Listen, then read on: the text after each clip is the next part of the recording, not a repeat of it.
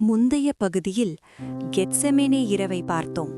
இப்போது இயேசுவின் துன்பப் பாதையின் அடுத்த கட்டத்தை பார்க்கலாம். இருள் நிறைந்த அந்த இரவு முடிந்த பின் ஜீசஸ் கிரைஸ்ட் விசாரணைக்கு கொண்டு வரப்பட்டார். இயேசு மதத் தலைவர்களின் முன் நிறுத்தப்பட்டார். பல பொய் சாட்சிகள் அவருக்கு எதிராக பேசினார்கள். கூட்டம் கோஷமிட்டது, அவரை சிலுவையில் அறையுங்கள்.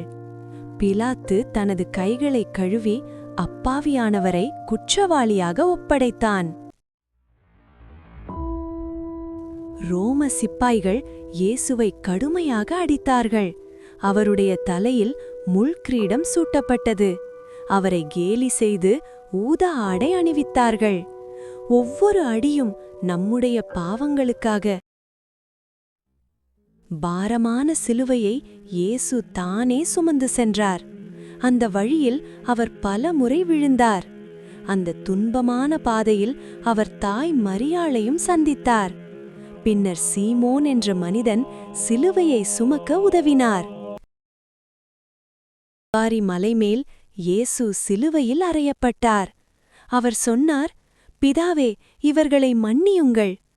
பின்னர் அவர் கூறினார், எல்லாம் நிறைவேறியது. அவர் செய்தது அன்பின் மிகப்பெரிய பலி.